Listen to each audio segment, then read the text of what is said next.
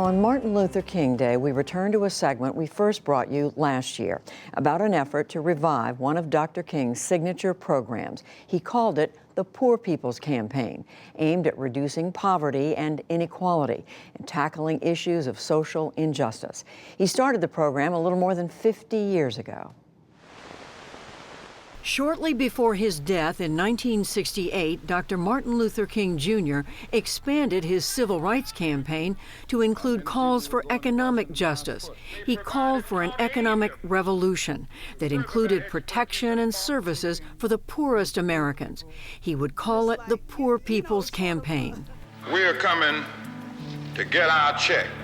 The campaign would bring together poor people from across the country and from across racial, ethnic, and geographic lines, including poor whites, for a march on Washington. Even if you have to bring a whole family, we are going to have in Washington facilities, and we're going to have food, and we are going to demand that the government do something about these conditions. The first step was to construct a shanty town called Resurrection City on the National Mall, housing thousands of participants in a form of nonviolent civil disobedience. Dr. King himself would never make it to the March on Washington. He died that spring.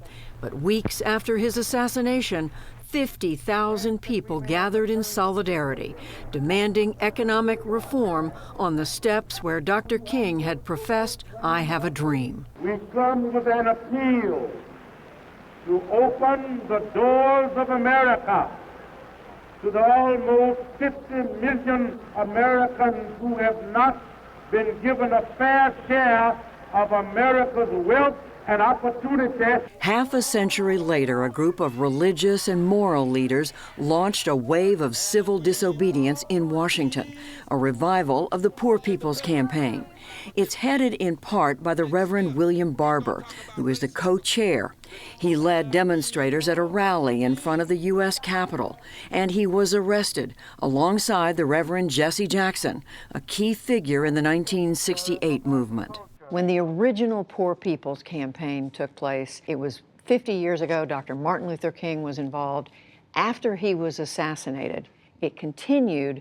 But what is the connection between then and now? Let me say that the connection was, first of all, that it did continue, that people realized Dr. King was right. Racism, poverty, and militarism were interconnected. The connection today is we did a study. We did something called the Souls of Poor Folk, auditing America 50 years after the Poor People's Campaign.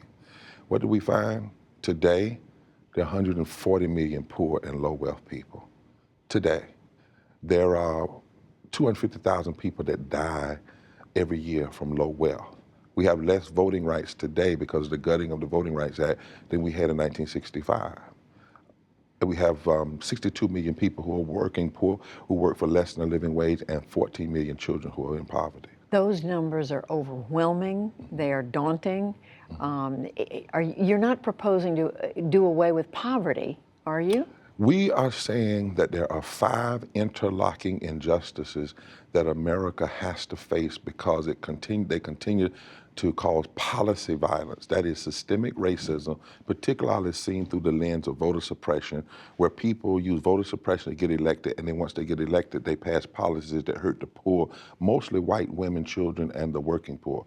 Systemic poverty, ecological devastation, the war economy and militarism, and the false moral narrative of religious nationalism that says you don't have to address those issues. We are saying, yes, America is going to have to face these 5 interlocking injustices and change them. Why can't you work through the existing political system, work to elect political figures who agree with your agenda? Well, several reasons. Number one, we had 26 presidential debates in the last presidential election. On the Democrat and Republican side, not 1 hour was spent on poverty.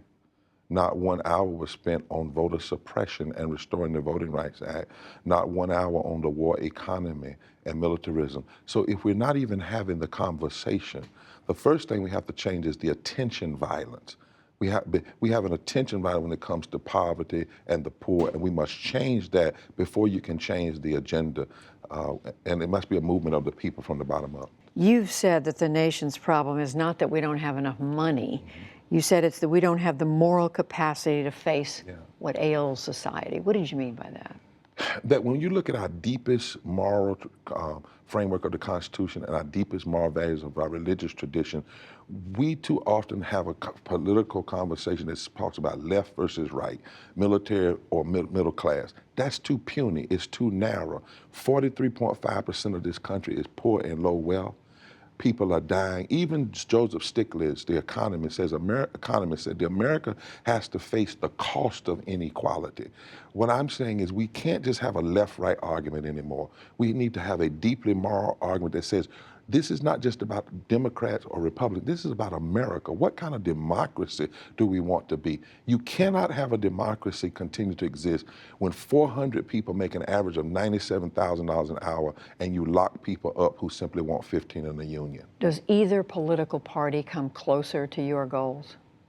Well, I think they can, but the reality is neither party is willing to put right in front of America the issues of systemic racism, systemic poverty, ecological devastation, the war economy, and say the word poverty.